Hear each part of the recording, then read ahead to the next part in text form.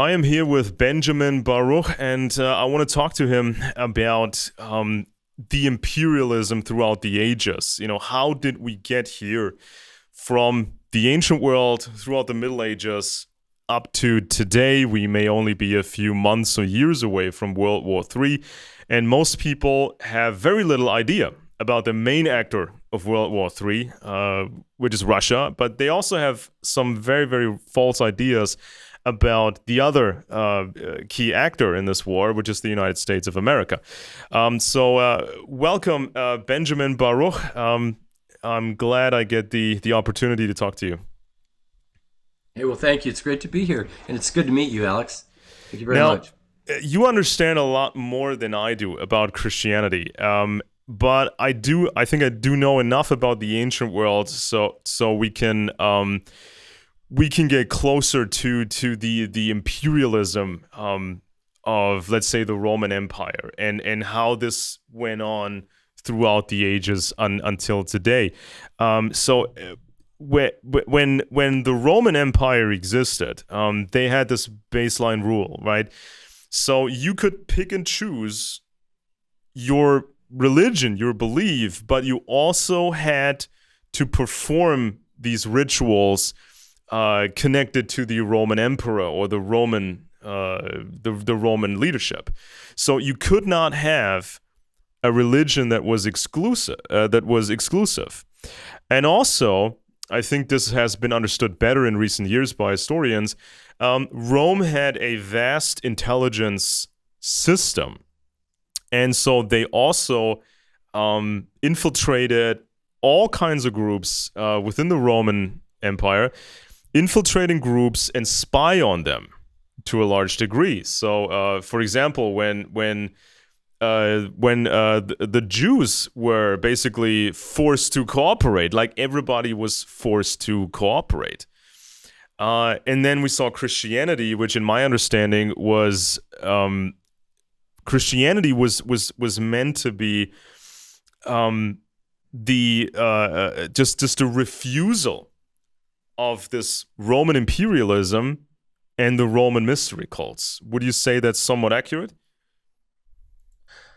Well, yeah, Christianity as a religion is based on the tenet that there's only one God, and that you should worship no other gods. And the Roman system required some level of worship, if you will, of the Roman system, in which Caesar himself proclaimed that he was God. And so, Yeah. Christianity would be diametrically opposed to the Roman political system and to Roman theology. And as a result, suffered under 300 years of persecution until the Roman Empire itself began to experience the gradual erosion of power and exhaustion of resources, and the empire, which had been held together by the economic power of Rome and by the military power of Rome, began to fray at the edges, and suddenly its military dominance was no longer going to be able to maintain the cohesion of the empire. The empire decided to abscond with Christianity, and so after trying to stamp it out of existence for 300 years, Rome adopted Christianity as the national religion, but it became a Roman version in which the Roman emperor became the undisputed political leader and their own, the sole representative of Christianity on the earth. And today we have the Pope in the Vatican, who's sort of a successor to that, to that original evolution in Roman politics. Okay, so the Romans did not invent mystery cults, and some, when you listen to some of these influencers nowadays, the conspiracy buffs, they seem to believe Jewish people invented mystery cults. So could you talk about what can we say about the origin of these mystery cults? I mean, who came up with that, and what were they about? Well, yeah, that's a very good question. What is the mystery that unites, or is the common thread, if you will, in the mystery religions? And And the answer is it's a spiritual identity or a spiritual force that we would describe as Satan, or the Demonic. force or the power of witchcraft. And going all the way back, political power was ultimately acquired by becoming part of these mystery groups, because they held the keys to power. And this is the source of power through all of the world empires. Ultimately, political power, in terms of an empire, is beyond the power of mere human beings. There are spirit beings that are raising these empires. We're not alone here on the earth. We are in a world that is actually under the dominion of a spiritual reality. And that spiritual reality is in conflict. There are two sides to this spiritual war that is occurring. And that war is manifesting in human history as warfare among people. But it's actually warfare between groups that are either being controlled by dark forces, which are the mystery schools, or groups that are fighting for truth and freedom and life. And ultimately, the kingdom of God is ultimately involved in, to lesser or greater degree, in those groups that are opposing the mystery religions. Now, archaeologists have only found just little bits and pieces about these mystery cults, from Rome or the Greeks. So nobody actually dared to write this stuff down and preserve it or spread this information around. And as far as historians or archaeologists can tell, if you'd actually divulged any secrets of these cults, they would murder you. This was not just a symbolic thing like you would see in more modern type secret societies, where it's more like a symbolic thing or just an oath of loyalty. They really meant it. And so what do you think about the even older ones? I mean, even before Rome and Greece, what about the Mesopotamian empires? I mean, what do you think about those? I mean, they were older, and they had this big sandbox, this big this big area to experiment on, right? Well, it might be hard for a modern materialist who's looking at human history to understand, but the more evil people rise to power in secular societies, the most wicked people ultimately, as a society itself evolves or devolves into greater and greater darkness, more and more evil people ultimately come to power. And the reason for that is the spiritual power behind these people. The more powerful demons actually lift up the individuals that they control. And so, what we've seen over the course of human history is basically the manifestation of this evil. I mean, human history is marred by violence, by war, by all forms of evil. And, the truth of God, came through the Jews and ultimately manifested, was born into the world in the life of Jesus Christ. And, in the Western democracies, there was an attempt to create society that was modeled after the truth of God. But in every other society, you take these countries that are literally operating under the rule of despots. Essentially, what's happening is satanic. I mean, if you can accept it, that is the reality. These are satanic powers. Especially Jewish people. Jewish people, they have experienced so many different empires, large empires that came and went, and these empires, we could describe them as having globalist aspirations, or this was this is like these were the big players of their time, and so they were characterized by these mystery cults.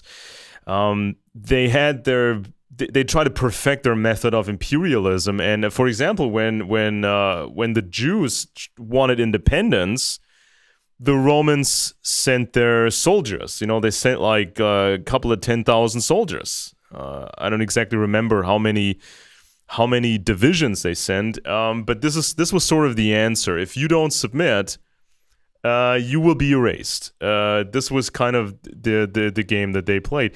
Now, what about this? What people call Mystery Babylon. Why is there such a focus on the Babylonians? Well, Mystery Babylon was the first empire described in Scripture, and I think the historians also recorded a lot of details regarding the mystery religion of ancient Babylon, which was definitely a form of occultism. Babylon became a superpower under the rule of Nebuchadnezzar's father, who himself was a Chaldean. The Chaldeans were actually a separate nation to the south of ancient Babylon that they came across a wide open southern border and immigrated into Babylon, and ultimately were able to usurp the power of the throne and put one of their own on the throne of Babylon. At that point, Babylon became a world empire. It was lifted up by the satanic powers as a world empire. It ruled for the span of 70 years, and then it was judged. And it was the mystery religion of witchcraft and astrology that was used by these political families that were ruling Babylon. That was the source of their power. And, all of the modern mystery religions look back to Babylon and to the secret sciences of essentially astrology, numerology, onomatology, and direct witchcraft. And, that is essentially the basis for the rule of these mystery powers. Okay, so how is it possible that influential influencers, especially conspiracy influencers, how did they manage to paint ancient mystery cults as Jewish, as if Jews had invented this, or it was the Jews that were the main players in that regard? I mean, how does that happen? I mean, why would you turn things completely around, completely on it, this thing on its head, and blame Jews for the mystery cults, while they were mostly running from them as best as they could, but there were only so many places you could run? Well, when Mystery Babylon rose as the ruling empire of that era, and that was about 606 BC, approximately, maybe 608 BC, Israel was one of the nations conquered by the Babylonian kings, and there were two conquests that occurred. The first was involved the northern kingdom of Israel, and they were taken into captivity earlier. And then the southern kingdom of Judah was also conquered, and the people were taken as slaves to Babylon. In the book of Daniel, we know that Daniel was actually trained in the mystery religions of the Chaldeans and was, promoted as one of the chief counselors of the king.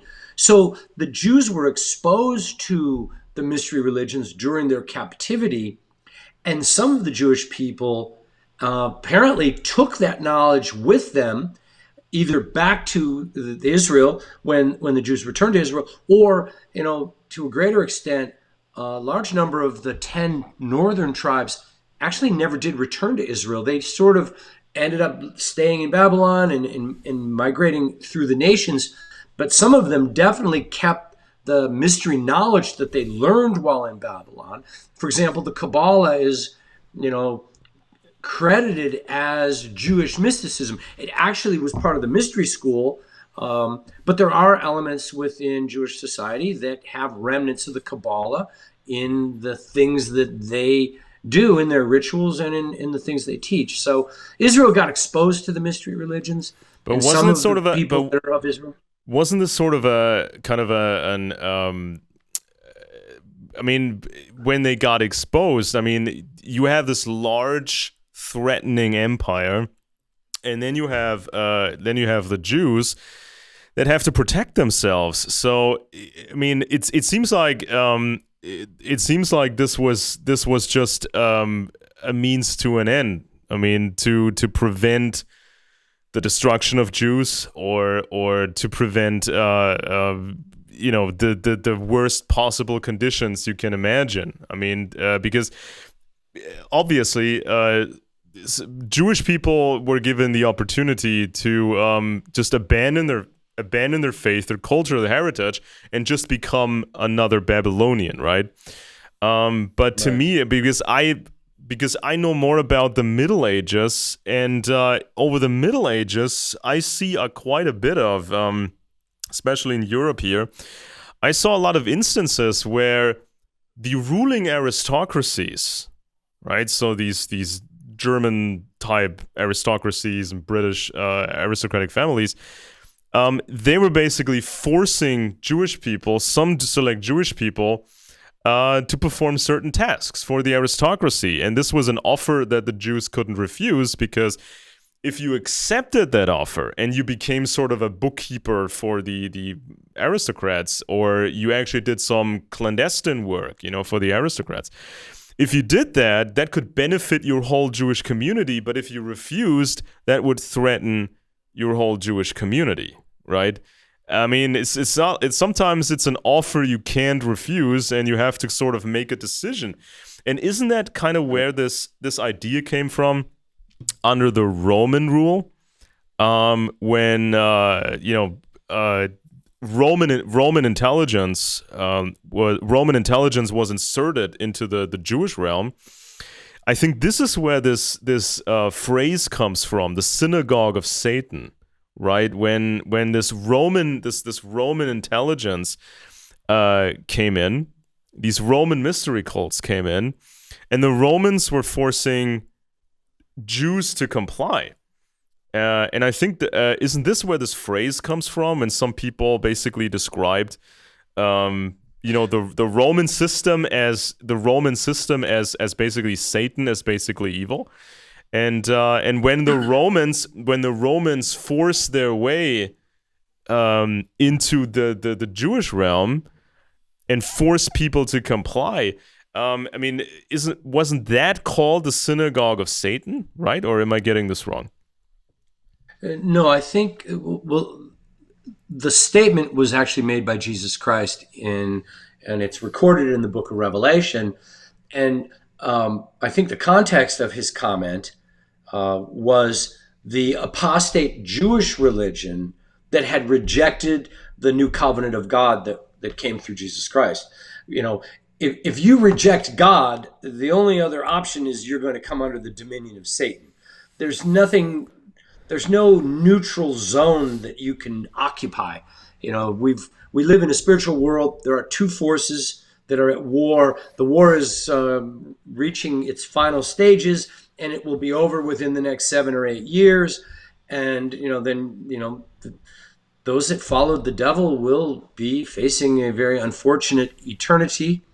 And those who've been redeemed by the Lamb will be living in the kingdom of God that is to come. But this idea of the synagogue of Satan, that was really a reference to apostate Judaism, which had rejected the message of Jesus Christ, had rejected the new covenant.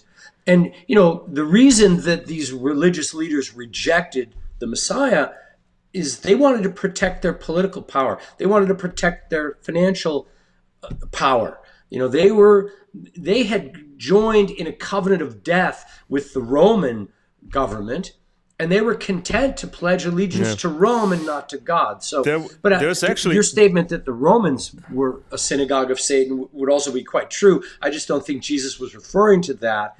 But your statement is absolutely correct. They would be part of the synagogue. Because I've seen some studies, and unfortunately they're not large enough, I think. But I've seen some studies about where intelligence professionals, they look at Jesus. And they were trying to piece together the espionage used against Jesus.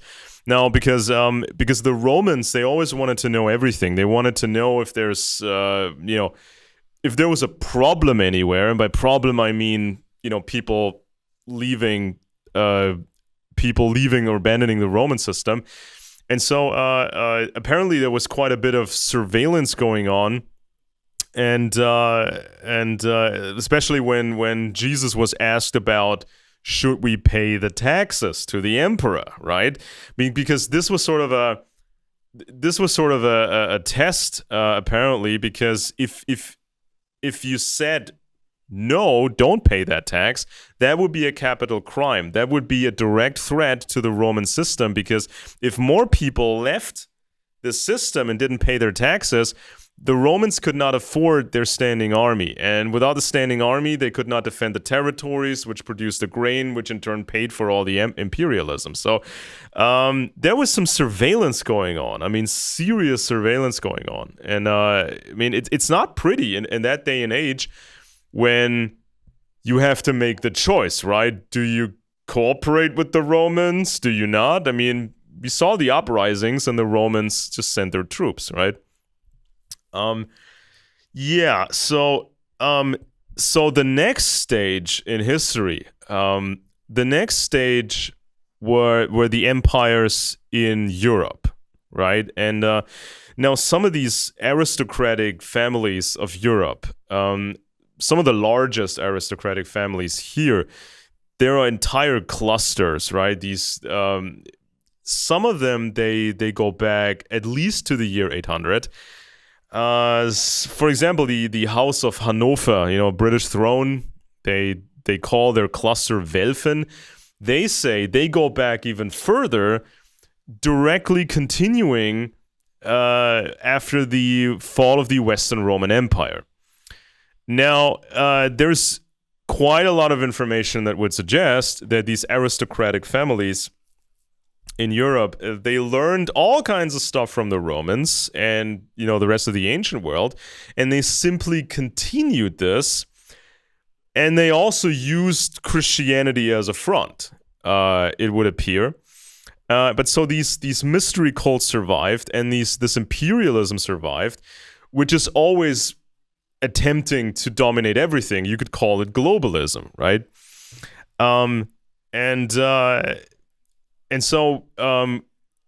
So Jewish people in Europe, they were mostly confined to specific places, and oftentimes, and they were taxed like crazy. There were special taxes on everything, and they were also sometimes recruited to perform work for the aristocracies and to perform certain clandestine tasks. And I think that when people who understand the intelligence world, when they look at, for example, the infamous Rothschild family, the very first Rothschild, Meyer Amschel Rothschild, he was recruited by the Landgraf of Hessen-Kassel. Now, the family of Hessen is huge. They ruled Britain and Tsarist Russia and some other places like Denmark. The Landgraf was connected to the British throne. He had a ton of money and a ton of connections. He recruited the first Rothschild after a 20-year vetting process. And when Rothschild performed as expected, the Rothschilds were allowed to work for the British crown next. So they were bookkeepers. They were servants to the aristocracies. But according to traditional conspiracy media, these tiny little Jewish families, they took over the British Empire, and they ran the mystery cults. But if you actually look at the history, that is totally not true. That is exactly false, right? Right. And so this is something that people need to understand, because today, you hear this on the internet all the time. People talk about the globalists, and oftentimes they mean the elders of Zion, which don't exist. And when people talk about, these globalist, Illuminati, Satanist, they think that this is some they think that this is some Jewish thing, but it's actually an ancient thing that came to Rome, then came to Europe, and then came to the United States. Now, I want people to remember that the American independence was not just independence from the British Parliament and the British King, George III, from a very old family. it was also an independence from, the Roman type imperialism, and also these mystery cults that these families were into. Like, for example, King George III. I mean, his family was so large, people will be surprised to find out how large they are. And they said they were into these mystery cults. So America became independent from that. But the British, as I understand it, the British, they ceased military action against the rebels in America, but the British continued the intelligence war indefinitely. I think this should be pretty clear to people who are interested in intelligence matters. So this is when more of this Roman stuff, not Jewish stuff, more of this Roman stuff came to the United States, came to America. And I mean, I want people to imagine, if you have the manpower, if you got the money, if you got the connections, if you got your people at universities, you get the patents, you can build corporations. And I think this is sort of this takeover that we saw in America in the late 1800s and then the 20th century. I think this is the actual takeover by these old networks, these old systems, and they love serfdom. They don't like freedom. They don't like a republic. They hate a republic. They like serfdom. And so I think this was the takeover that people eventually noticed. I mean, and of course, then in the next stage came communism, and communism in the real world, to me, looks like ancient serfdom or medieval serfdom. I mean, they're oddly similar, right? I mean, they seem compatible, right? All they've changed is the color, and instead of a pentagram, they just use a red star. Exactly. And communists are the people of the red dragon. The royal families are the people of the red dragon.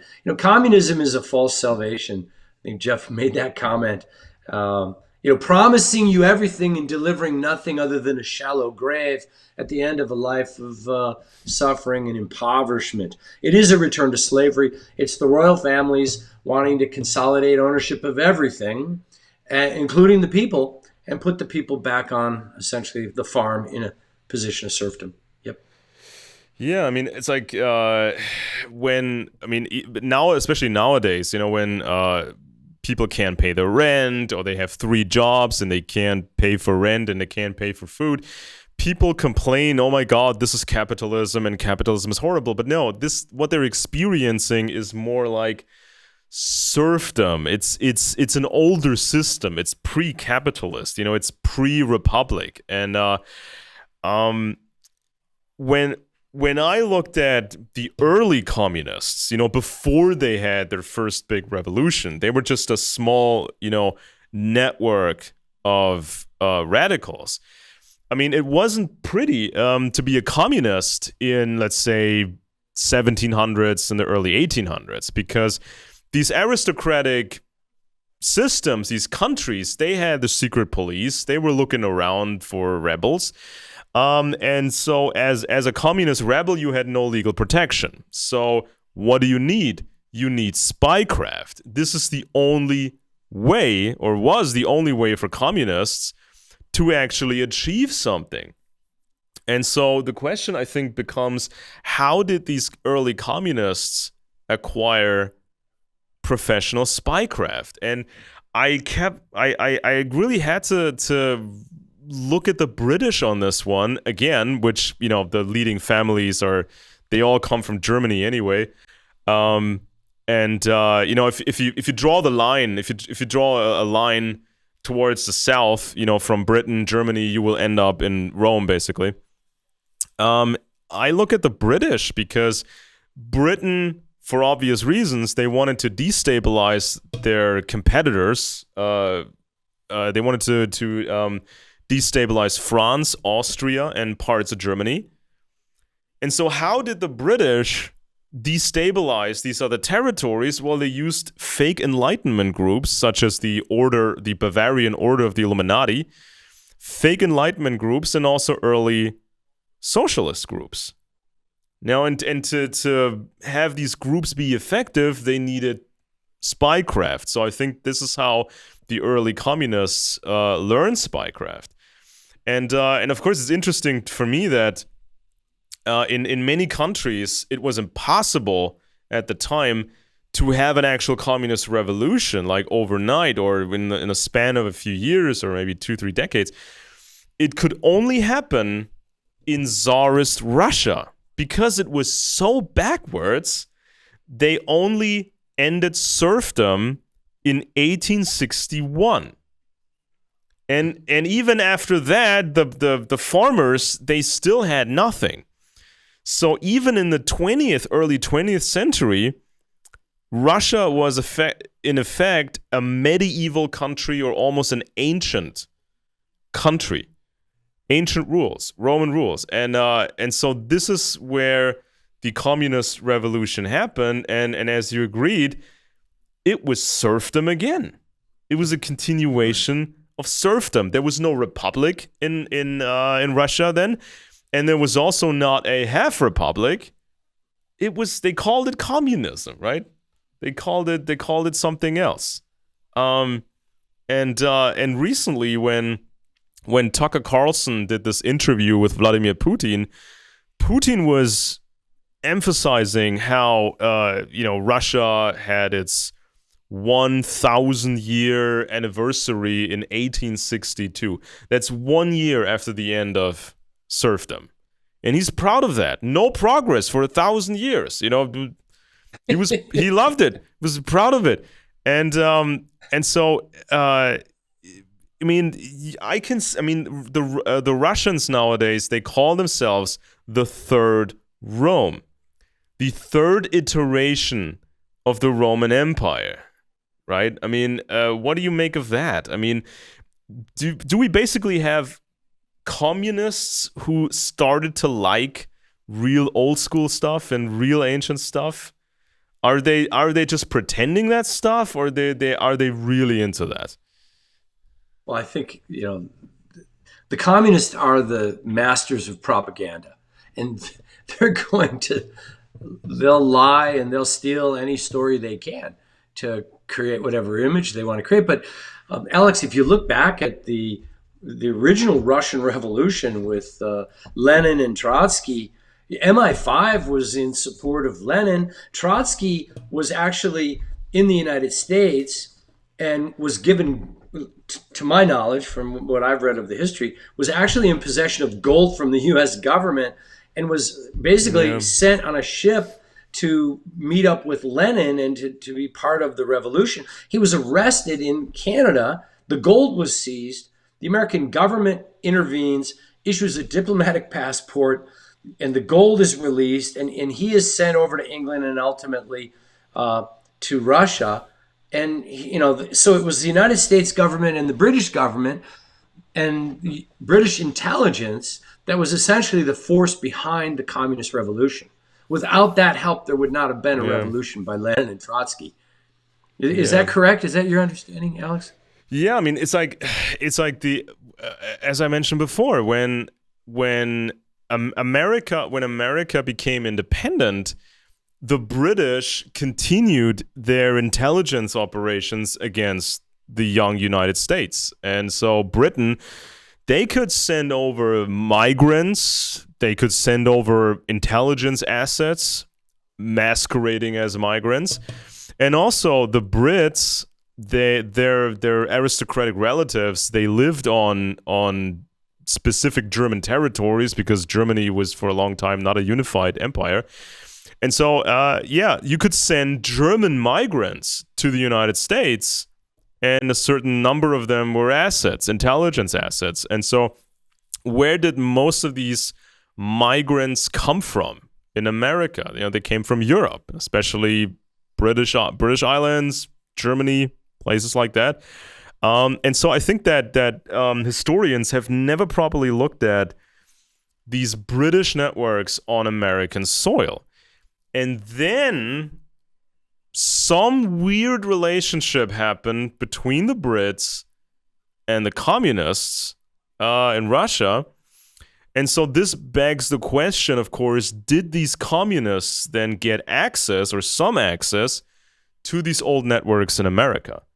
Because, I mean, to me, that's the best explanation that I could find for this strange success of communist intelligence. Now, I've read, I've been reading books from Jeff Nyquist and others. I've read, your book with Jeff many years ago, and there was always this question: why is communist intelligence so successful? I mean, they're using apparently the same techniques that everybody else is using. Why do they do it so well? And I think that a secret of success of the communists were these old British networks, because these networks were always there in America, and so it's very hard for these Americans to understand where the breach is at a higher level. Where the mole is, where the breach is, at what level there's an actual cooperation with communism,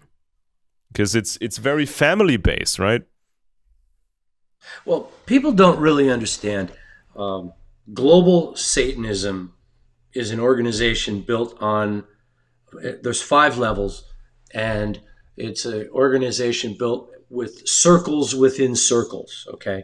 And the outer circle of Satanism is the recruiting wing, the people that are being currently recruited to either become active practicing members of witchcraft or active members of the satanic organizations themselves. The next level is sort of the rank and file soldiers.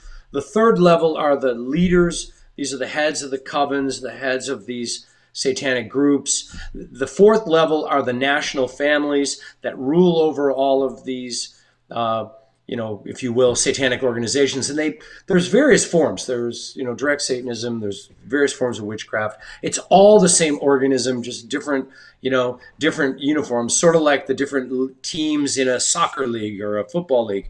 It's all one league. They all really play the game together, but they have different jerseys and, there's different memberships within each team.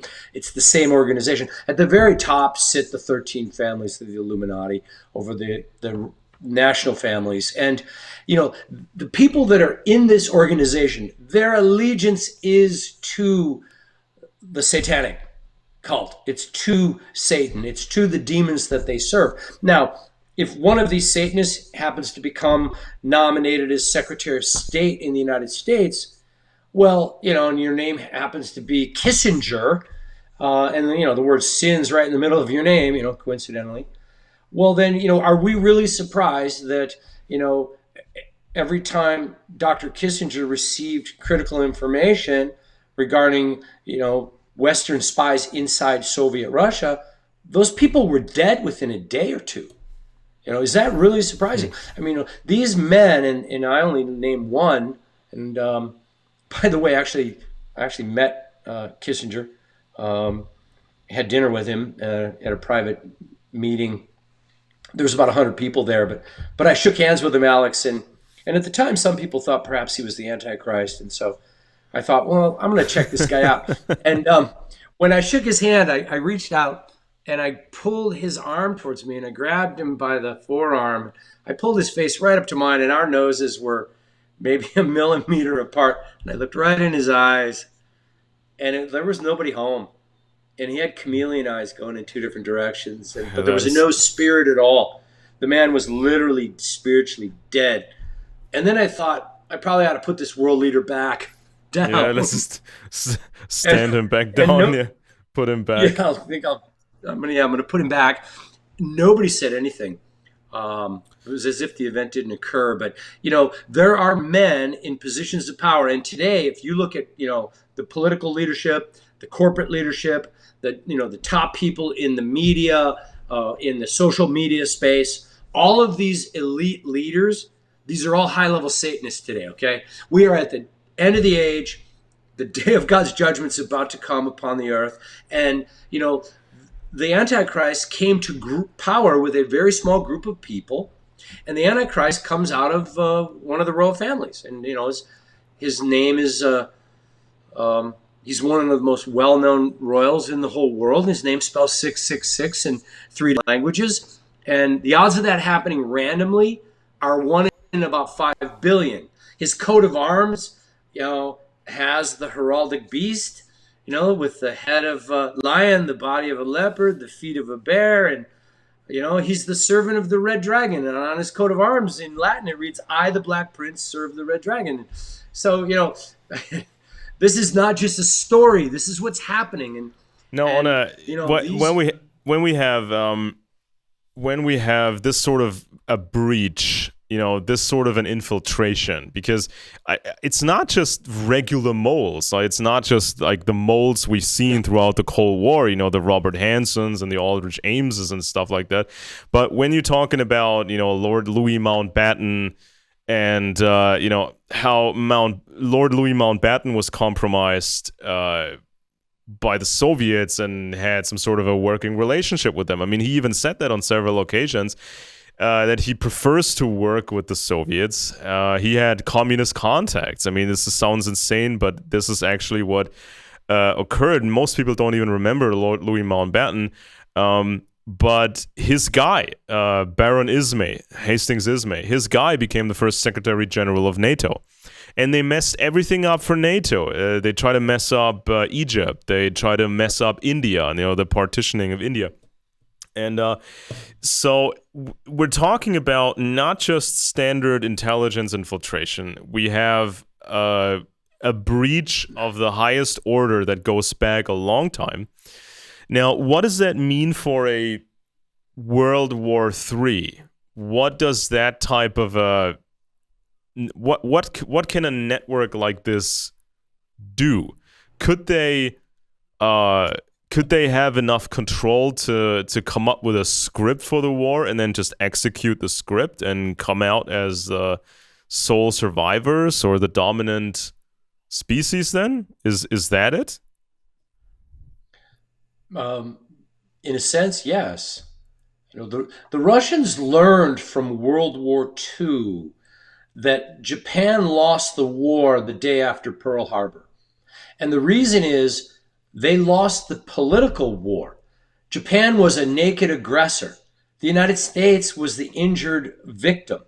And Japan had lost public opinion globally. So the Russians realized if they were ever to win World War III, they needed to first win the political war. They needed to appear as the force for good. You can't engage in war and ultimately end up in a position of political power if the whole world thinks you're an evil empire.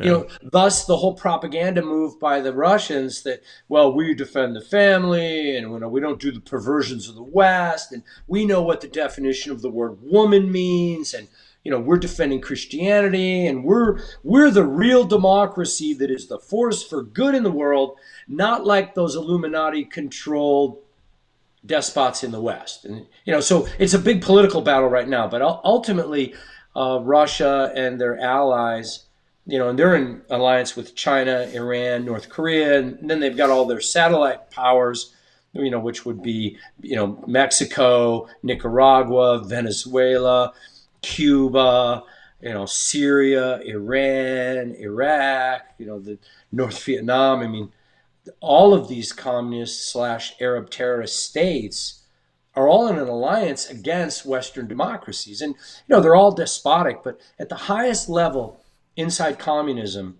it is my belief, and certain other historians have reported the same, that the highest levels in the Politburo, both in Russia and in the other communist countries, are actually high-level Satanists. And that what we're dealing with is a global satanic empire. And that the Satanists, the Illuminati, if you will, that have, they've really got complete political control at this point in the West, that they're really playing both sides of the game. And they're going to orchestrate World War III for the purpose of destroying the United States, collapsing the current economics and political system in order to quickly, bring about a one world government that will rise as a phoenix up out of the ashes. And, it's amazing, Alex, but the timing of World War III, the timing of the judgment of America, and the timing of World War III is actually in Bible prophecy. Now, these things have been sealed and hidden until this current hour, But before we get done with the program, we should probably share some of that with the audience, because it's absolutely fascinating. What the accuracy of Bible prophecy should be proof enough alone that the revelation of Holy Scripture is in fact the truth, and that there really is a God that created us. We didn't crawl out of a mud puddle, okay, and evolve over 5 billion random steps of random mutation into a perfectly balanced ecosystem with 93 million species. I mean, yeah, this is, if you believe this nonsense, I want to sell you some stock in a company that doesn't exist. It's absolutely absurd, but the scriptures are true. Sell you and some what's Enron. in the Bible. Yeah, I'll sell you some Enron or the corruption that's in our system today is unprecedented. It's almost unbelievable.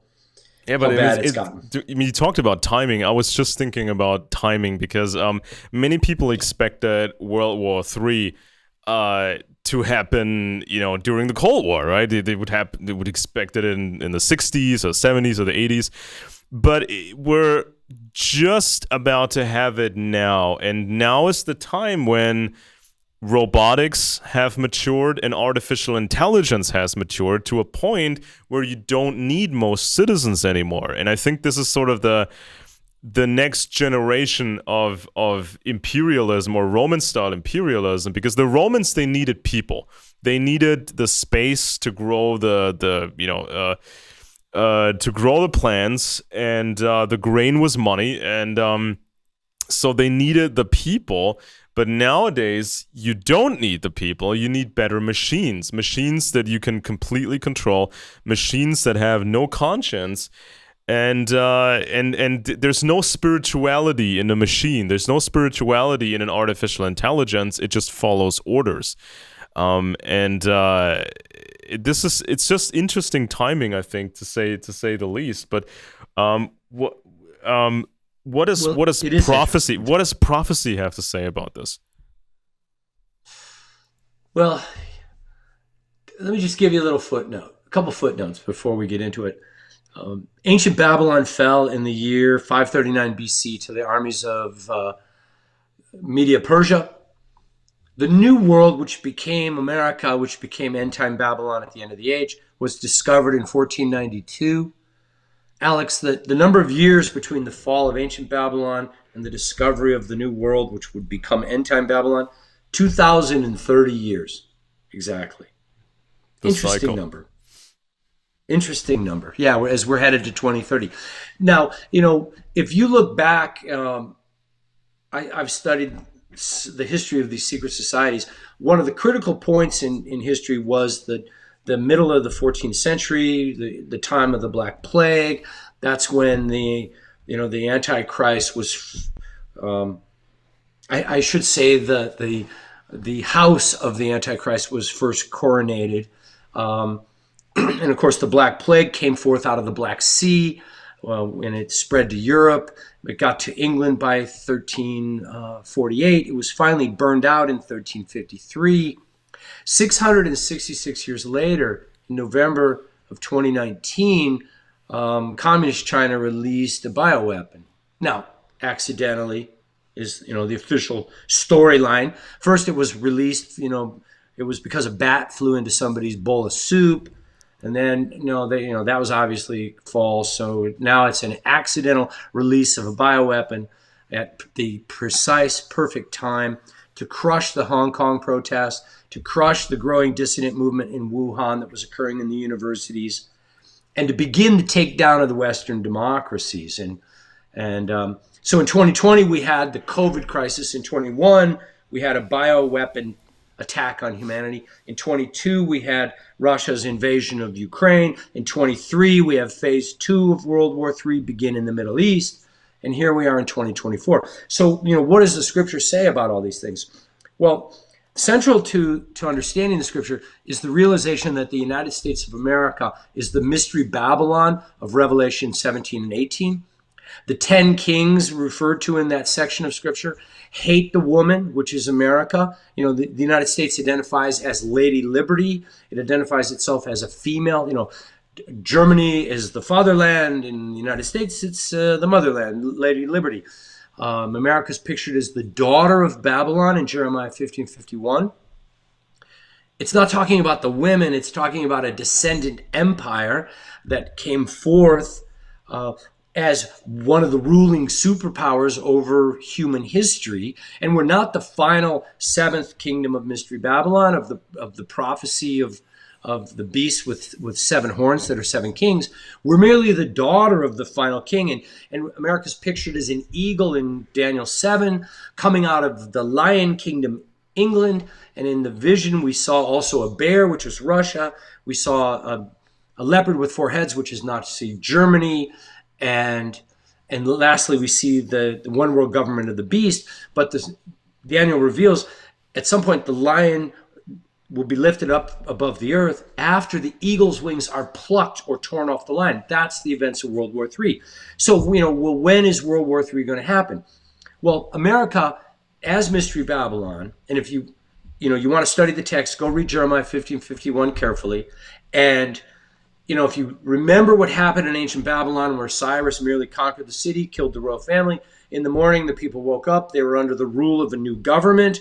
They were told, Cyrus is protecting you. He guarantees your freedom and your property rights. Go to work, go to your job, open your business, have a nice day. You're merely going to file your tax return at a new address. Babylon didn't even have a recession when the king was killed and the nation ended and it became a city under the rule of Media-Persia. Well, in Jeremiah 15:51, we're given the picture of end-time Babylon, where the cities burn like Sodom and Gomorrah, where it's attacked by many kings, many nations. And, you can read the text for yourself. It's clearly a reference to the United States of America. It talks about the hindermost nation. That word actually means last and final superpower, pictured in the West, which would rise as the sole superpower over the earth at the end of the age, and it would be pictured as an eagle that would use primarily air power to enforce its military might. Well, and it would be the greatest and wealthiest nation in the world. Its origins would have been Christian. At one time, it was a godly nation. Now it's turned apostate. We're not talking about Mexico, people. We're not talking about Canada. We're talking about the United States of America. Now, in Jeremiah 25:12, and those of you that are listening, you might want to take some notes. You can go check this out for yourself.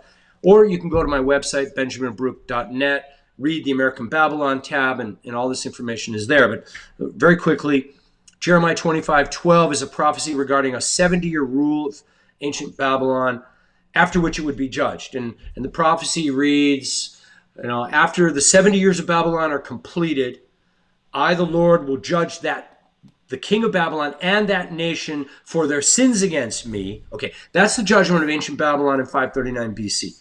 Then the text continues, but the second half of the text is a prophecy of America and the land of the Chaldeans. That's a reference to the deep state, the secret societies that have taken control of our country. Yeah. They took over in the late 1940s, and it would become a perpetual desolation. Now, the word for desolation, it means utterly annihilated. When ancient Babylon fell, there was merely a political change and a new king was in power. No cities burned. There was no economic desolation. When the United States falls in World War III, it's going to be utterly destroyed.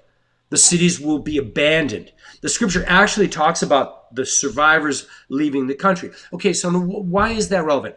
Jeremiah 25:12 tells us end-time Babylon, America, would rule for 70 years and then her judgment would come. Okay? Well, so in looking back, when did America become the world's superpower? Well, that's clearly post-World War II. We were an isolationist country prior to World War II. And if you look at the history from 1946 to 1949, all the institutions of global government were created. World Health Organization, the Union of American States, the Council of Europe that led to ultimately the European Union, the People's Republic of China, the revolution in China ended in 1949. The German Federal Republic came to power in 1949. All of these institutions of power were created. The Marshall Plan was created. Then the crowning act of recognizing America as the de facto political, military, and economic leader of the world was, in my opinion, the signing of the NATO Treaty on April 4th, 1949, All the leaders of the free world gathered in Washington, D.C. to observe the signing, and America became the de facto ruler of the free world.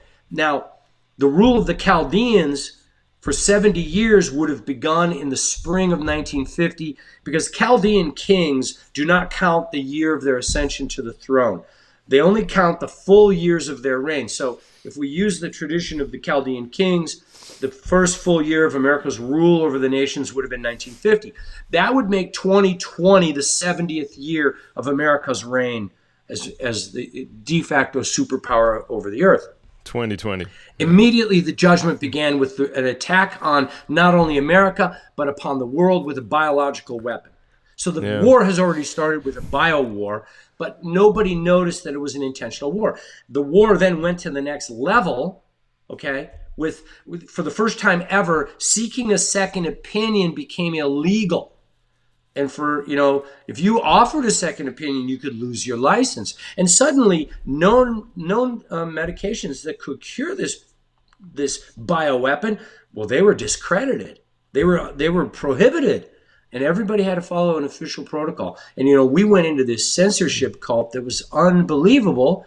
That was in 21, and then in 22, World War III started on the shores of the Black Sea. You could look at the occupation of Crimea in 2014, but the actual war against NATO did not oppose the Crimean invasion. Putin took it, and it was over in a day, and nobody really did anything about it. But then the invasion or the attack on Ukraine in 2022, and then now we've got World War III expanding to the second phase, which is the Middle East. And if you recall, the Oslo Peace Accord resulted in the signing of the historic peace treaty on September 13, 1993 on the White House lawn. This war that started in October of 2023, that was 30 years ago that Israel signed a peace treaty. Now, I understand the Middle East. I minored in Mideast history and the psychology of the conflict. I went to graduate school in Jerusalem, Israel. I actually trained with the IDF. I went through special forces training as a guest military soldier from the West. As an American, they let American military personnel practice with the Israelis. Israeli special forces are amazingly talented people. But I understand the Middle East conflict, having lived there and studied it carefully. I can tell you for certainty, the idea of the peace process in Israel, it's over. There's nobody in Israel talking about a two-state solution. Biden may be talking about it. Western leaders may be talking about it. But look, the Israelis are not stupid. They understand the U.S. is exhausting itself financially. They understand that all of the American sanctions are basically fracturing the petrodollar SWIFT system.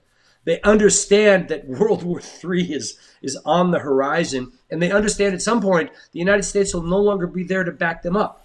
They also understand they're outnumbered 700 to 1 in population against the Arab countries, and they also understand they don't have the resources to engage in a long, Cold War with the Arab powers. So what is left to do? What's left? I mean, as Netanyahu said, there's a time for peace and there's a time for war. This is the time for war. And this war that's now gone into the Middle East will probably expand to North Korea. I mean, people need to seriously read up on the role of the British Empire. British Empire right before, or in the decades before the creation of the State of Israel, right? Because when Britain had control over the larger area of Palestine, the British made some really scary decisions. So they did not want to compromise their relations with the Arab kingdoms, and so they made larger settlements of Jews basically illegal. And this was in the 1930s and 1940s. Now, obviously, that was the time when Jews wanted to escape from Europe, get out of there, and it was difficult to escape anywhere, but it was made artificially difficult to escape into the Palestine area because Britain valued its relations with the Arab kingdoms at the time. This is something that is usually left out when people talk about the Middle East conflict, or they don't know it because they don't know anything, right? There were so many scary decisions of that magnitude, and right when the communists took power, they spread traditional conspiracy mythology in the Arab Muslim world.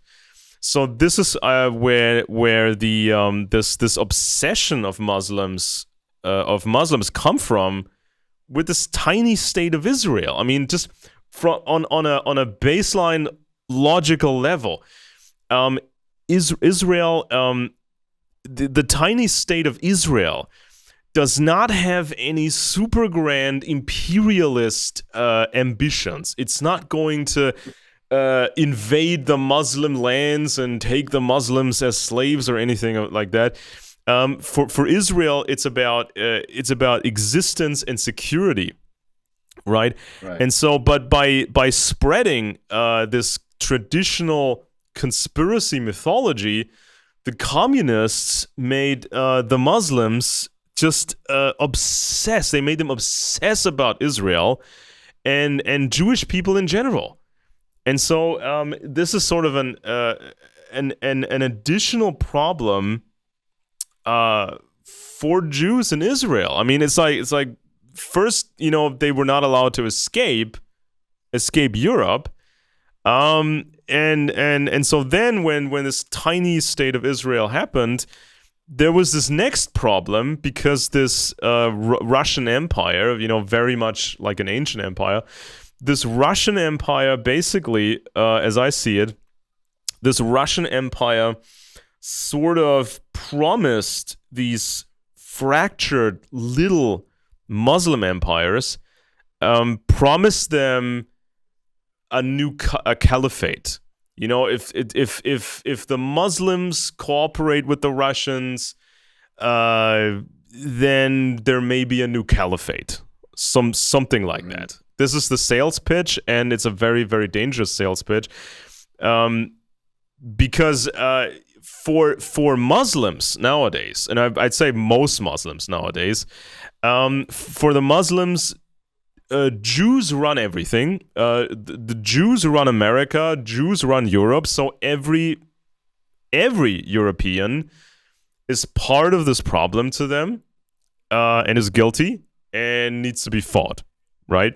So this is sort of an artificial problem that was created, for this time now. I mean, it's been prepared for a long time, but now it looks like a major war, and these Muslims, they don't even understand what they're taking part in. I mean, they might get the promise of a new caliphate, a new Muslim superpower, but the Russians have no interest in that. The Russians really don't want that. I mean, as far as the Russians are concerned, the Russians, they would love to see Muslims disappear entirely from this planet. And maybe that's the ultimate plan of the Russians for the Muslims. Oh, it is the plan. In World War III, there will be massive losses on the Arab side. There's going to be a nuclear war in the Middle East as well as a nuclear war in the United States. And you're absolutely right. And this whole idea that the Jews run everything is a joke. They're this small little minority. I mean, Jewish people in general value education, and as a result, they're probably a higher level of education than the average populations where they live, and as a result, they may achieve higher levels of economic success. But they're this small little minority they're not running the world. It's actually the secret societies. It's the Chaldean powers. It's these satanic families that are taking over the world. But the Arabs, they bought the lie, hook, line, and sinker, that the protocols of Zion explain human history, and everything is the responsibility of the Jews. And so, yeah, they're sort of brain dead in that sense, but they're the useful idiots of this conflict, because, there's everybody realizes that, the Arabs, having been radicalized, you're not going to get them to the negotiating table It's going to be far simpler to just remove them during the coming war, which is what's planned. They also plan on removing huge segments of the population of Africa because it's a lot easier to exploit the minerals if the local population is no longer there. So, we're looking at, my estimate would be approximately 2 billion fatalities in World War III, which will, my estimate, it'll be fought over maybe a 6-month period of time.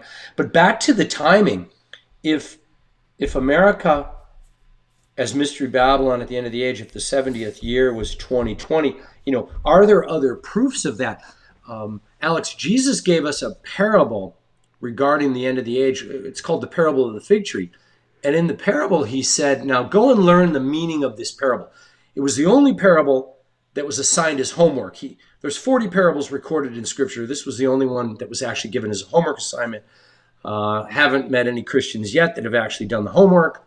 But in any event, the parable says, go and learn the meaning of the fig tree. When the fig tree puts forth its leaves again, you'll know summer is near. Even so, you'll know that I am standing at the door, and his soon return is upon us. And so, and then he said, in the generation that sees the fig tree put forth its leaves, come back to life, will see the fulfillment of all things at the end of the age. And so, the fig tree is the rebirth of the state of Israel that occurred in the period 1948, 1949. And, the only question is, how long is a generation? And there's references in Psalm 90, which Moses wrote, to a generation being 70 years, and if by strength it shall be 80. But that doesn't give us any precision. In early 2023, as I was reflecting on this parable, I realized the obvious.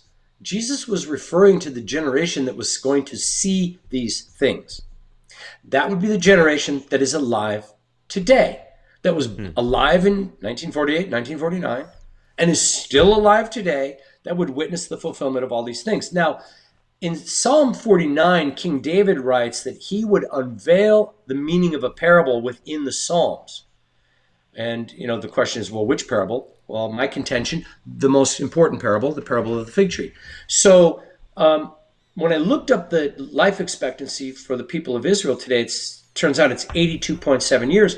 I wondered, is there anywhere in the book of Psalms that might confirm that 82.7 years is the correct answer to the parable of the fig tree? I prayed about it, Alex, and, in my spirit, I received, well, just go look at Psalm 82, verse 7, right? I mean, what could be more simple? And, well, it doesn't disappoint. Verse 7 reads, and you shall die like men. It's talking about the judgment of God at the end of the age, and it discusses the judgment upon Israel, and it says you will die like men. Well, how do men die? Based on life expectancy. So it's a perfect confirmation. So if we take 82.7 years from 1948, 1949, we're looking at 2030, 2031 for the end of the age. That would put World War III, which is 7 years prior, basically in the fall of 24. Depending on how you benchmark these calculations, what year do you start? Do you use the secular calendar, the spiritual calendar? Do you use the Gentile calendar? Perhaps you could say, well, these events will be fulfilled in 32, and World War III should come in 25. But either way, we're knocking on the door, Alex. I also noticed something. The Jewish faith was about it was about themselves. It was about how they want to live, right, and how they want to practice their religion. So it's not the Jewish faith is not suitable for large scale imperialism. Now, Christianity was about leaving the Roman system or hopefully ending the Roman system in the mystery cults. And then, of course, Christianity had to be sort of warped into something that could be used for a Roman imperialism. But Islam was sort of created during an imperialist project, when they started to started to dominate this whole area at first. And when you look into the origins of Muslim imperialism, they did it how the Romans did it. At first, they started small, and they got these experts from outside empires. They bought these experts from the Persians, and they bought some experts from the Eastern Roman Empire. And so that's how they sort of acquired the knowledge necessary to build an empire. And I think this is very much reflected in the Quran and the stories about the Prophet Muhammad, because it all fits. It all fits, this project that was expanding a lot in a very short amount of time, and sort of this grandiosity. This grandiosity was lost. When was that? In 1918, when the caliphate was done. Yeah. When the caliphate was done, that was sort of. I mean, the consolation. The only consolation back then was that the leadership of Islam went back to these Arab families, not the Turks any longer. But still, the loss of the caliphate, the loss of the Grand Empire, that's sort of that was always just bothering Muslims. And here come the Russians, basically promising them that they can have a caliphate again, that they can have a grand empire once more. But it reminds me of what the Russians did with Serbia, or the Serbs. Before World War I, Russia promised these Serbs, we'll help you to have your own empire. You can rule the Balkans or whatever. But in order for us to help you, you must do something for us, which is to perform an assassination on the ruling family of Austria. And once the Austrians mobilize their forces, that's when Russia can fully enter the war it wanted from the beginning. And so this didn't really work out so well for the Serbs. So I think that in the Muslim world, they have the protocols of Zion on television. They have it in a school curriculum. I think some of them may even have it mentioned in their constitution, or just it's so deeply ingrained. But it's a foreign idea. I mean, I think Muslims need to realize that this conspiracy mythology is not really a Muslim construct. This came from mainly Russia, but also partially Britain, and then later Germany. This is not a Muslim concept. So I think this is something that has become very common these days. People are really lacking in knowledge about the major actors of World War III. And if Islam is to become a major actor of the war, I think many Muslims lack a lot of knowledge about these empires, and also their own empire that they once had. Because it's not enough. It's not enough for the Muslims if they read the Quran over and over again and the stories about the Prophet Muhammad. If they keep doing this, they might not exist in a few years. They might not live through World War III, for that matter. The majority will not live through the war, because the war is coming. You're going to see substantial population losses in the U.S. and substantial losses throughout the Middle East, substantial losses in probably the Western NATO countries as well. And so what losses in.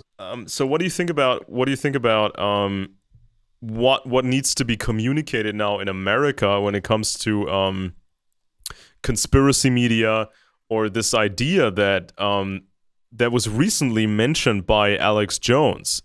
This was maybe 2-3 weeks ago on Alex Jones's website, and he has a very large audience these days. He tried to explain history by saying. By basically saying that the Rothschilds, meaning Jewish conspiracy, according to him, this Jewish conspiracy was controlling Russia for 85 years, the communist phase. And but then Vladimir Putin was able to free his people, but the United States is still occupied by that Rothschild conspiracy, according to Mr. Jones. Therefore, Americans need Russian help to liberate America. And there was also a bit in there about Ukraine. This is when Alex Jones said that when the communists took power in Russia, especially Lenin, he said that Lenin gave Ukraine away for a while as sort of a Judas payment for the help he received from the Rothschilds. So this is sort of a very, very popular idea, not just in Islam, but also in Western circles, right-wing conspiracy buffs. What do you think, what is most important now to communicate?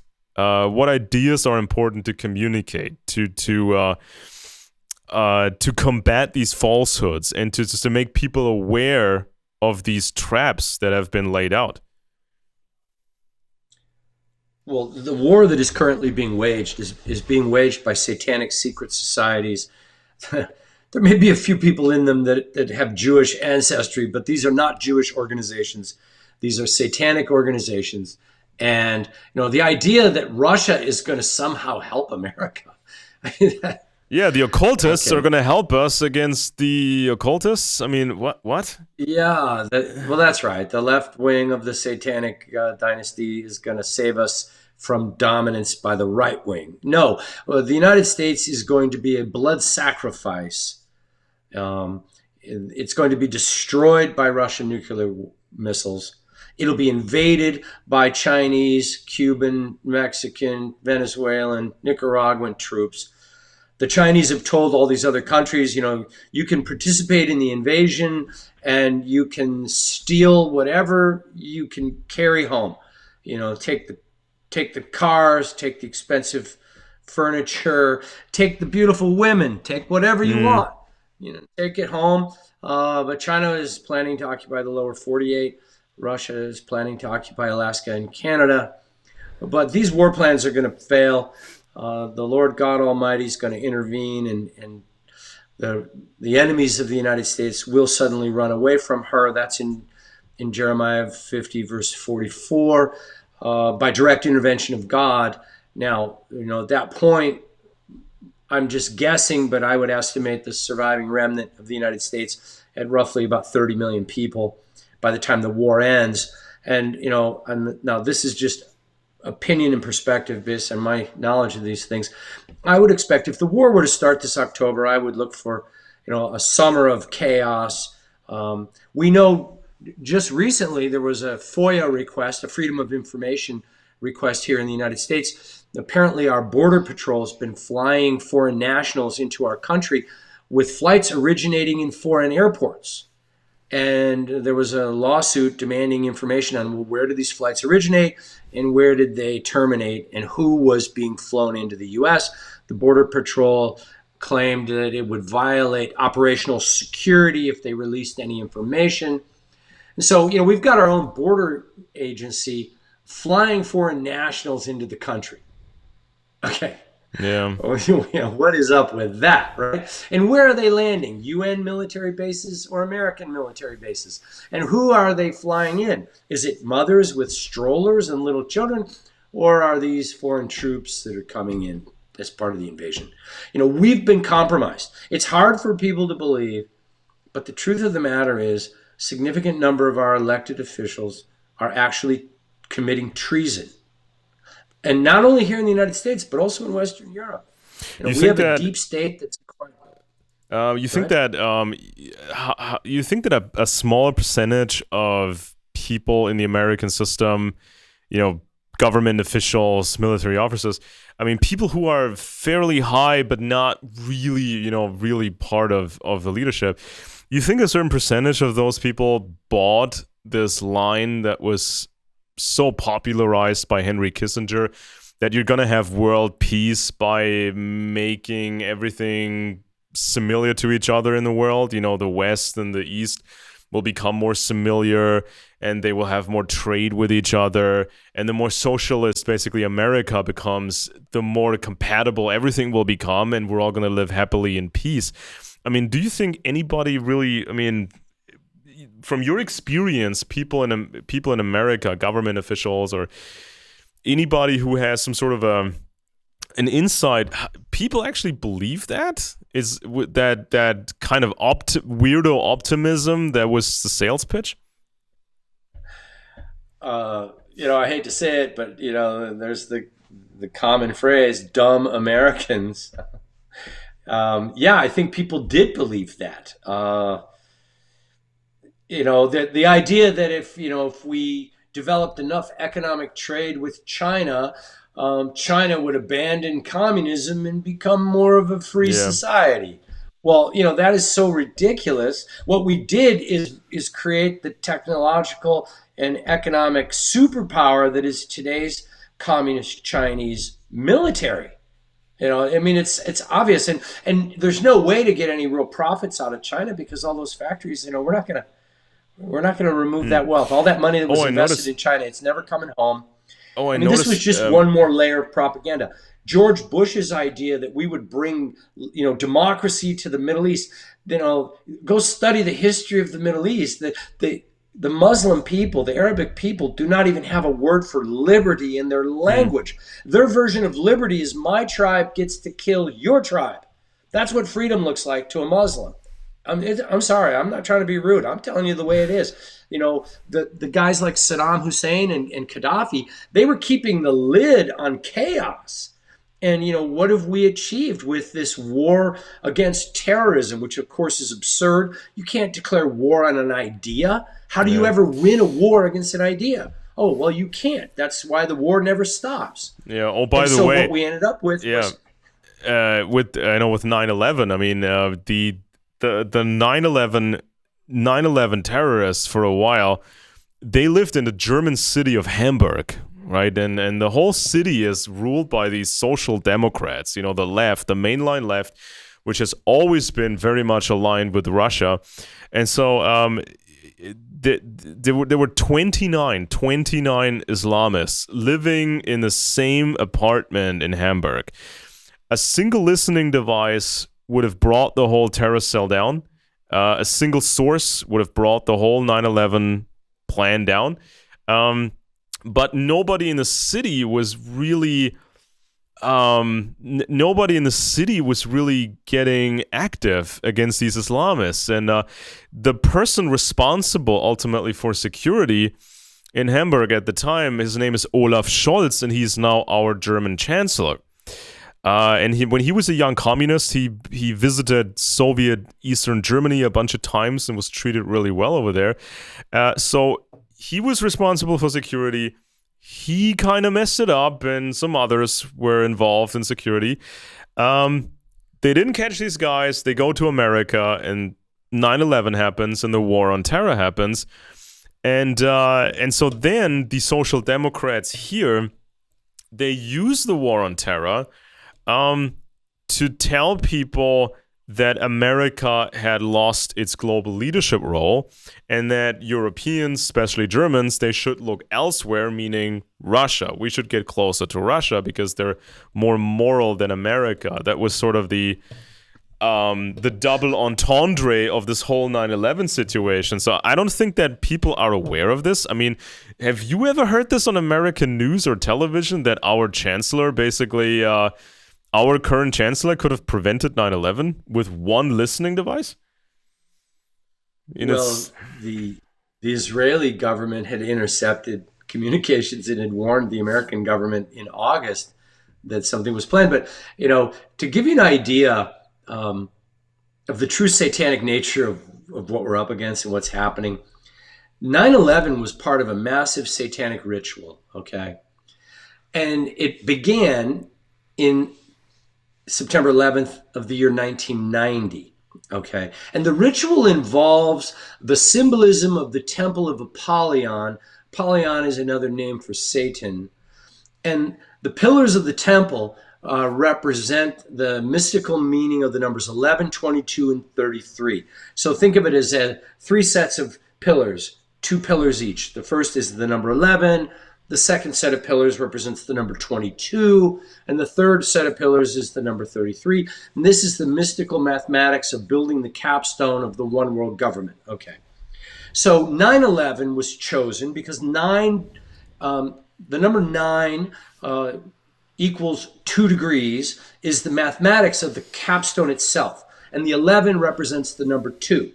So 9/11 in 1990 was the first phase of the ritual. And the first set of pillars, the number 11 itself, represents unveiling what is hidden in the darkness. So the secret plans are now going to be revealed. And on 9/11 in 1990, old man George Bush Sr. gave a speech to the whole world on the eve of the Kuwaiti invasion, the first Gulf War. And in this speech, he said, now we can see coming into view a new world order of the nations. Okay, that is the unveiling of what's in the darkness. Now, 11 years later, to the day, on 9/11, 2001, Flight 11 hits the Twin Towers, and we begin the action. The second set of 11, which is the number 22, represents beginning of the action. And so we had the attack using 2 airplanes from each airline, American and United, America united with a one world government and representing the number 22, 2 United, 2 American, the symbolism knocking down the 2 towers that have now been replaced by one World Trade Center, one world government coming out of the chaos of this ritual that's underway. And so that was the 9/11 attack. Now, 11 years later, 9/11, 2012, it was 100 days to the Mayan calendar when the solar system crossed the galactic median and we entered the new age. The final 11 years ended in 2023, in September 11th of 2023. Within 30 days, the next phase of World War III began, and what is left is the actual crowning of the capstone. That will be the events of World War III in their culmination, and they very well could come in the 2024 year. When I looked at George W. Bush and George H.W. Bush, and eventually you will look at the Skull and Bones network, which is also pretty old. I mean, it's been around for a very long time. And to me, the further I go back, it looks more like a British network to me, because the people that were involved, with the Yale University and the people who put money into this network and people that were growing it, it looks to me like a British network. And this brings me back to this whole problem when Britain is compromised, or Britain's elite has a secret relationship with the Russians for a long time. This is sort of a worrying idea that an old, essentially British network became so successful in the United States, and permeates business and banking and the military and the intelligence realm. I mean, do people realize in higher American circles, if they do things like they've always done them, there may be a serious breach above your level. This breach might not even be on American soil. This breach might be on British soil. So I mean, yes, it runs through London. I mean, I understand. I mean, the more I read about the intelligence world, and over the last 25 years, the more I read, I mean, of course, the more I understood how important intelligence work is, and sometimes how important secrecy is. But if you join a network and you don't really know much about it, and you don't know how far it goes, how old it really is, this is a very dangerous thing for a republic. I mean, Jeff Nyquist. I mean, Jeff Nyquist told me the story about how he wanted to join the CIA, and he was thoroughly qualified to join the CIA, and he always wanted to catch Russian spies or communist spies. That was his goal. But they were looking for a more diverse casting at the time, and I also suspect if he had gotten into the CIA and became a spy catcher or is something of that nature, I think they would have put him on a task of, chasing Islamists or something. I don't think they would have even used him to catch Russian spies, especially in the 90s or the 2000s, because everybody said communism was over, it's not coming back. I think there's a severe lack of expertise since 1991 in the regular American intelligence community. And then you have these older networks like Skull and Bones, and people who join them, they don't really understand the history of it. They don't understand there might be a breach on a higher level. So I think this is very dangerous for a republic, because it's only a republic if you can keep it, and intelligence work plays a big part in that question, whether you can keep it or not. Well, absolutely right.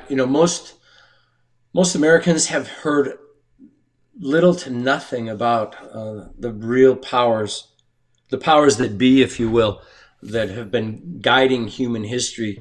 The secret hand behind the events of human history. And if you wouldn't mind, Alex, let me just read a little excerpt from. I wrote a paper entitled "Into a Dark Night: The End of Objective Journalism and the Rise of the Corporate Media State," and it explains how the media in the West evolved from a free press to today's completely controlled propaganda machine.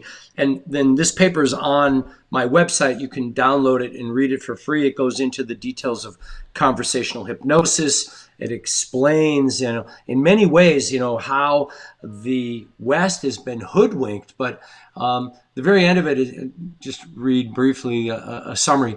These dark powers, which are now dominating the global media, and through their media monopoly control our Western democracies, they hide their real identity behind many different names.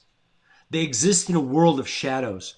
They operate primarily through deception, and their agenda largely remains veiled in darkness. Their true name, by which they're known within the inner circles of power, is the Order of the Illuminati, and they've existed yet remained unseen for centuries. Only recently have they begun to allow press reports about their existence and activities.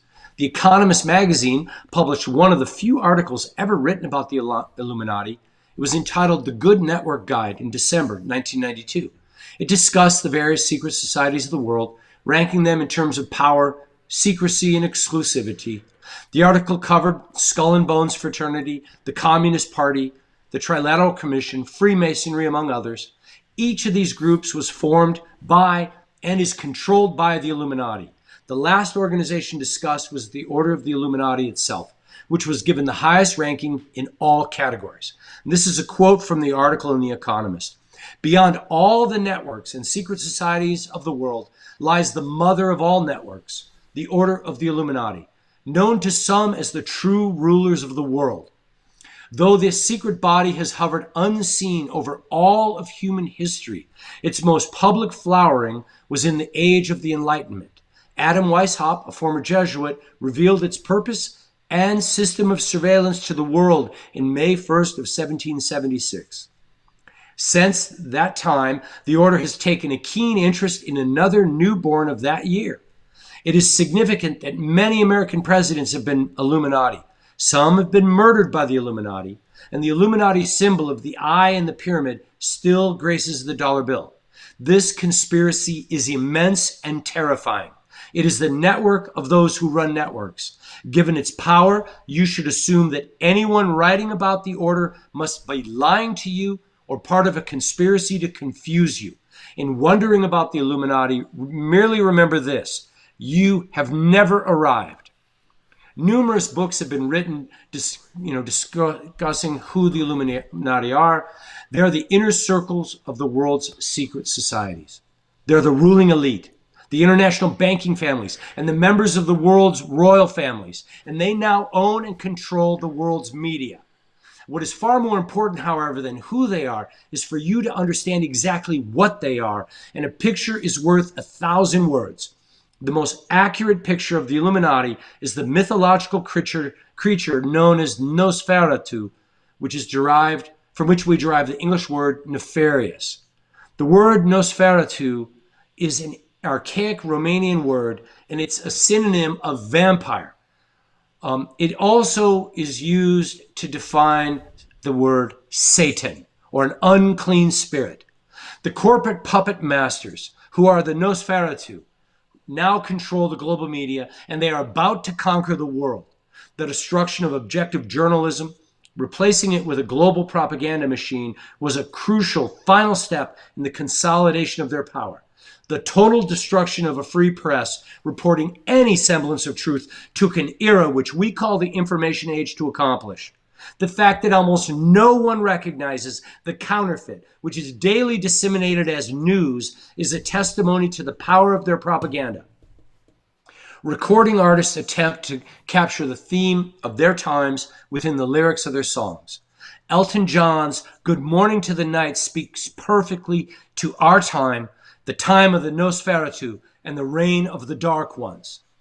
I thought I knew, but now I know. Turn around and say good morning to the night.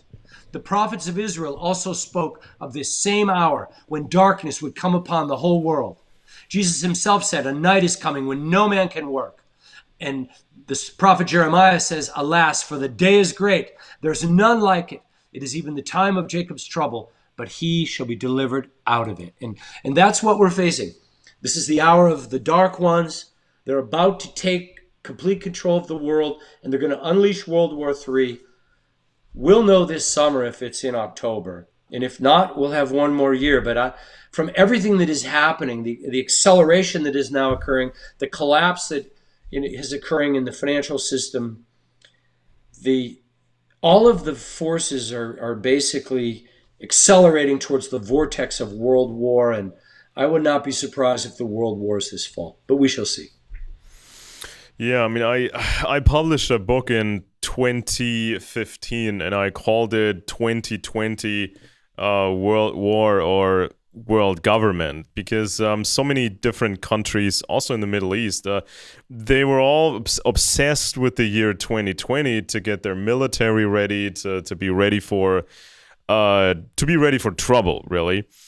And so I traced these developments, and I basically said that, yeah, pretty much for various reasons, we can expect something dramatic happening or starting in 2020. I thought military action would start in 2020, but it was the pandemic first, and then in 2022, we saw the military action. And I remember over the last couple of years, people were still obsessed with day-to-day politics and ideology because they thought there won't be any serious military confrontation. Every question can be solved through activism, and everything would be just decided through baseline ideological activism.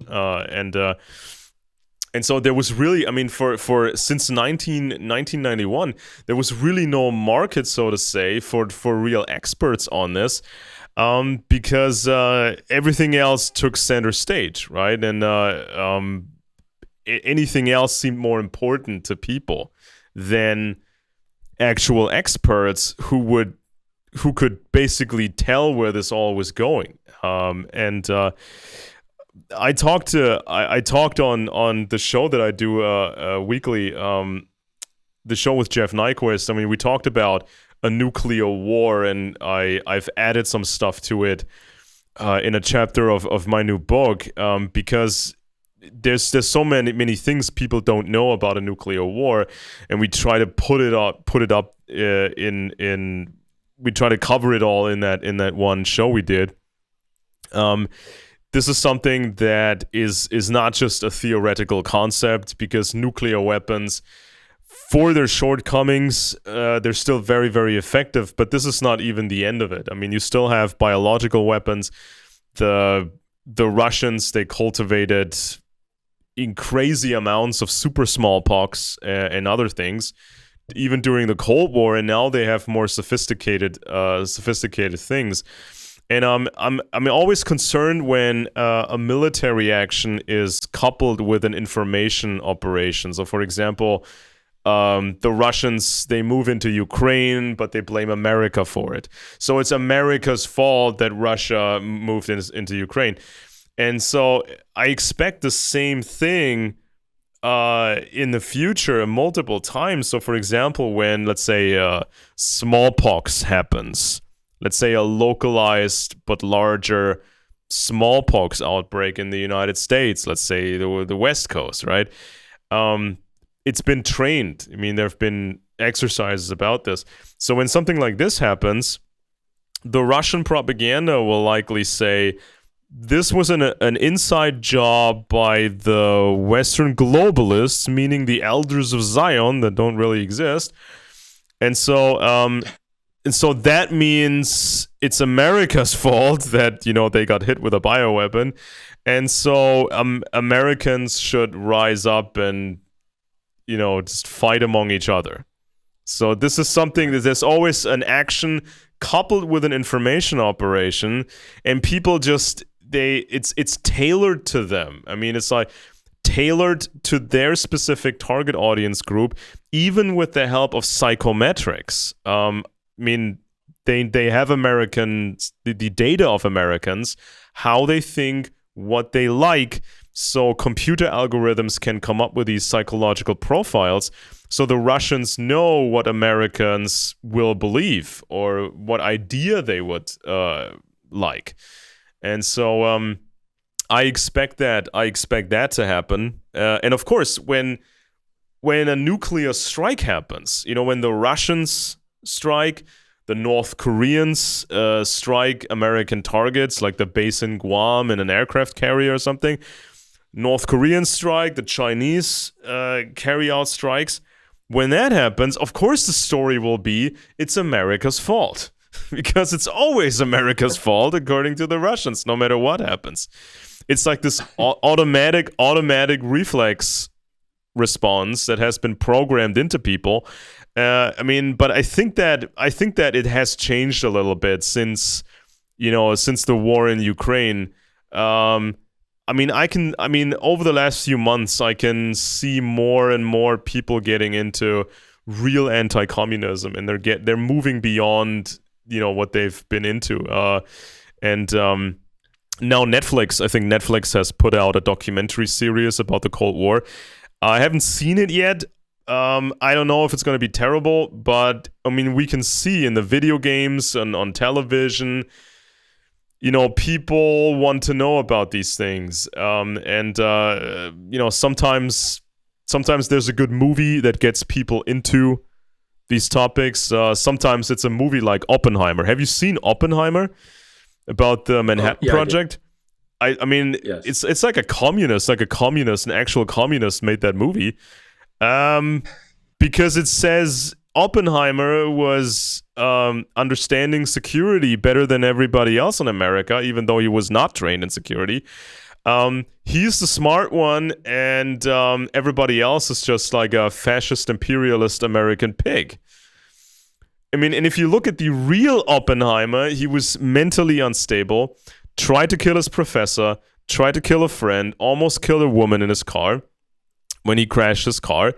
And he had significant communist contacts, and he lost his security clearance. Boo-hoo. He lost his security clearance after Klaus Fuchs was caught. And so this movie spends, like more than 2 hours whining about Oppenheimer losing his security clearance. What is this? It's like fantastic. You're completely correct. And, if you think about it, Alex, look how effective the enemy has been dividing American society. I mean, today inside the United States, everything is the responsibility. Every problem we have is because of the patriarchy and all these white men. Mm-hmm. Like, if we could just get rid of everybody that's white, America would be a worker's paradise. Yeah, and also I noticed the that country is very much divided. I noticed that. I mean, of course, in the movie they use this classic framing, the Oppenheimer movie, this classic framing of anti-communism. Anti-communism to them is always equal to fascism and fascist imperialism, and real anti-communism is based on counterintelligence. So they're framing counterintelligence as evil fascism. And they have this one person, this one character in the movie.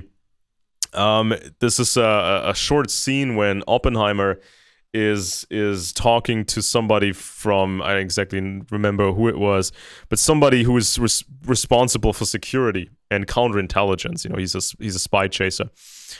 So Oppenheimer talks to him, and I think Oppenheimer gives him false information, and this is historically accurate, you know, throwing the guy off the track of, you know, something else. And so after this little chat, Oppenheimer talks to this officer that he's familiar with, and this officer warns Oppenheimer about that spy catcher. He tells him, "You got to be careful with this guy. You know, he fought in the Revolutionary War, or he fought in the Civil War in Russia. He killed communists with his bare hands. You got to be really careful with this guy." And they cast him as this sort of blue-eyed Nazi-looking guy to frame counterintelligence as evil, right? And so I remember that, wait a minute, this is exactly the framing which Russia has been using for this whole Ukraine situation.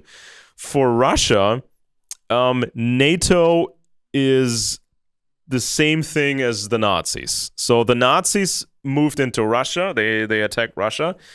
And today, according to them, NATO wants to do the same thing. They want to just attack Mother Russia. And so it's like this narrative, and they just conveniently put that into the Oppenheimer movie, which has now won, I think, Academy Awards. I haven't been paying attention to the awards, but it's been showered with awards, and they frame it basically in the same way. So it's this, if anything gets in the way of the Russian interests, it's fascist, evil, and needs to die, basically. This is what the movie tells us. And they fabricate this intimate, trusted relationship between Oppenheimer and Albert Einstein, even though they didn't like each other. And especially Oppenheimer didn't like Einstein. And Einstein was not allowed anywhere near the Manhattan Project because Einstein was a communist. And if you read Einstein's writings, or shall I say musings on communism, it's on a very, very baseline level. Yes, it was a very smart man, you know, very high IQ, but it's not enough to understand security. You actually have to get into these topics and spend years on these topics. Otherwise, you sound like a student. You sound like a young communist who's just going off of these baseline talking points. I mean, Einstein wrote something like, all evil comes from what he called anarchist capitalism. So this winner takes all thing, you know, it's like this uncontrolled capitalism thing. This is where all the evil comes from, and that's why we need a socialist system. This was Einstein, but this was also any young communist out there. But they fabricate this into the movie, this Oppenheimer movie, as if these two really, you know, got along with each other, and they both understood that we all need socialism. I mean, it's just like, that's cinema now. I mean, that is actual cinema. I mean, there was a time when Hollywood was a bit scared of, the spy chasers and McCarthy and such. And I mean, even I put that in my book. This was the director of the original director of Star Wars, George Lucas, right? He made the original Star Wars movie, And he once said that filmmakers in the Soviet Union were more free than filmmakers in America.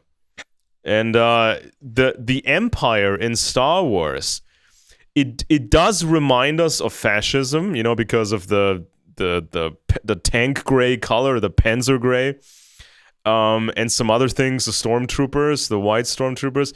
But all these Empire guys, they talk in a posh British accent, so it's a little jab at the British Empire.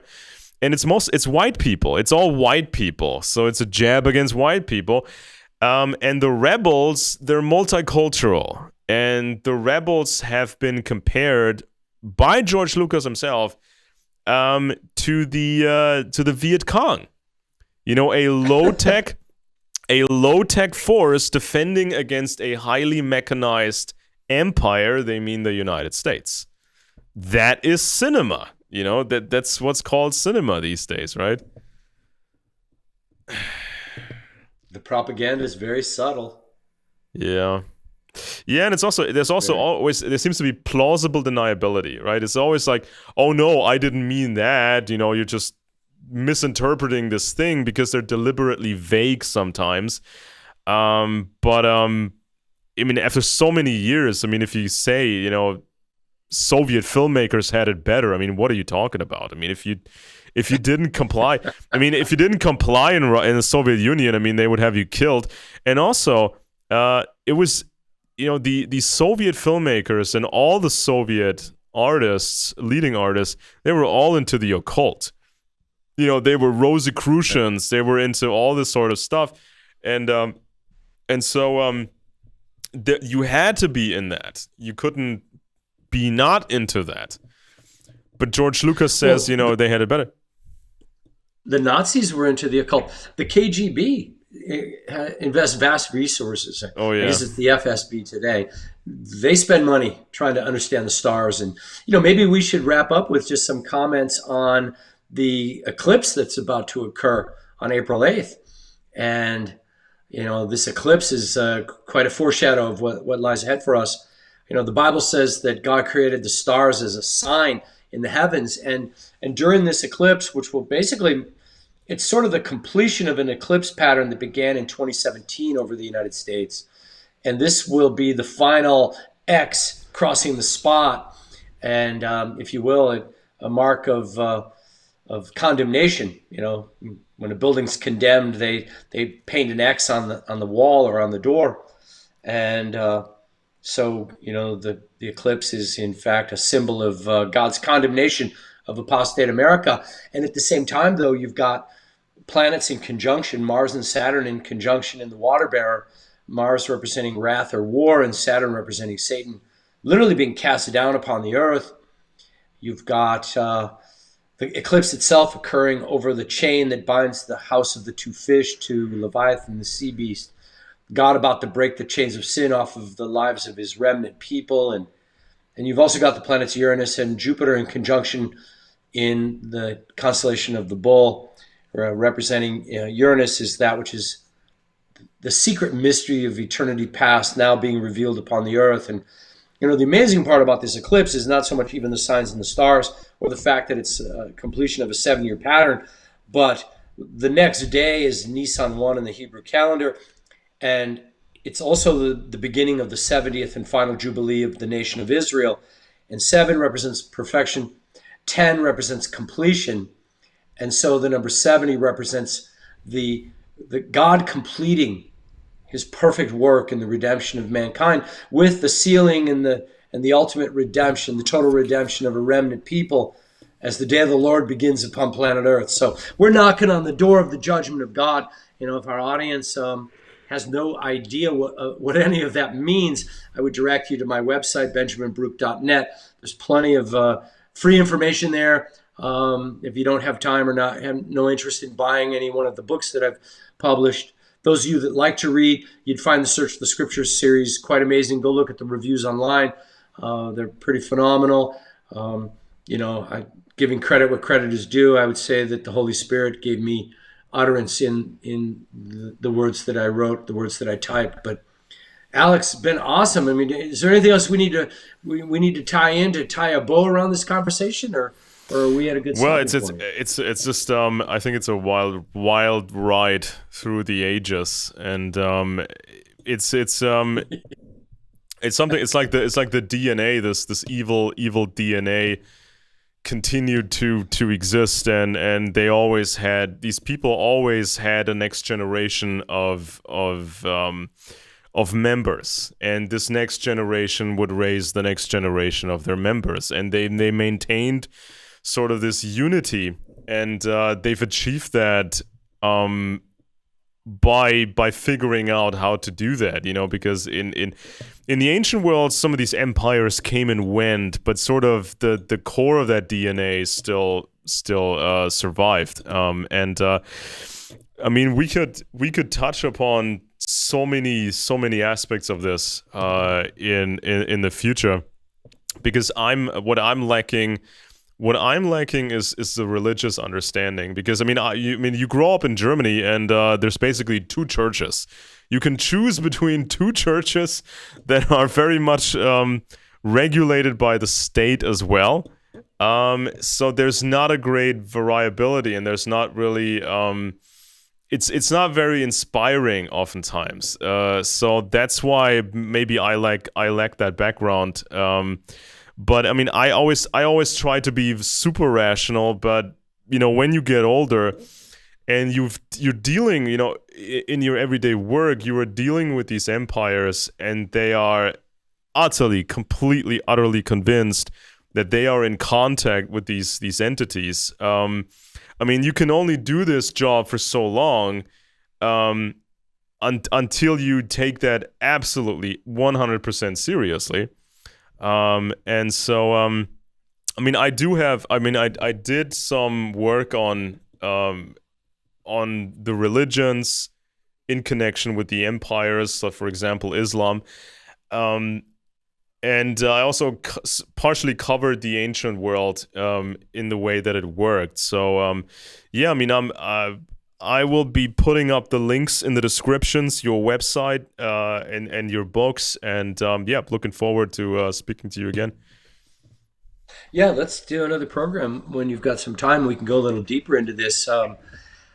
It's an amazing world when you finally unpack the reality of this earth. The reality of human history is the reality of a spiritual war between good and evil, and we are about to enter into the climatic finale, and we all have a front row seat. So get ready. Whatever spiritual identity you have, if you've got faith, invest in your spiritual future. If you don't have faith, if you're an atheist, if you're an agnostic, you know what? I would suggest praying to this God of Israel. Pray to the one who's the King of Kings, Jesus Christ, and ask him to reveal himself to you. I actually know him personally. I've had the great pleasure of speaking with him. And I'm talking about hearing his voice with my ears. And I can get into that. And if you want to hear more, just go to my website and go on the radio tab. You'll find a bunch of messages. Go to the Good Grief programs, part 1 and 2, and it's the story of my life. And those of you that have seen the movie The Jesus Revolution, which came out recently in the United States, I'm sure it's available online. I was there in 1971. I was living in Southern California, and I met the Lord, by faith, and got filled with the Holy Spirit, and God began speaking audibly to me. I thought he spoke audibly to all Christians, but I was just a 14-year-old kid. I didn't know anything. All I knew is I read in my Bible, it said, "My sheep hear my voice," and I thought, well, I sure do. I hear you loud and clear, and I could hear the Lord with my ears, and that went on through much of my life. And later, when God showed me he was about to bring judgment upon the United States, and I started trying to tell people things God had said to me, I found out most people had never heard from the Lord, and that actually surprised me because I heard him so often. But in any event, the scripture says, don't despise prophetic utterance. Somebody comes along like me and says, you know what, I've actually heard from God. Don't just dismiss me, but don't believe me either. What the scripture says is that you should pray and and ask God for confirmation, because if anyone has a true word from heaven, and if God wants you to receive that word, he will confirm it for you. You can pray and ask God to provide confirmation. And one of the ways he'll confirm it is what they're teaching and speaking will line up perfectly with Holy Scripture. But he'll also confirm it by someone coming along in your life and basically bearing witness to the same thing. But it's been a real pleasure to be with you today, Alex. And yeah, I would be delighted to come back and we can dig deeper into these matters on another program. All right, everyone, let's fight this evil. Thank you very much for your time.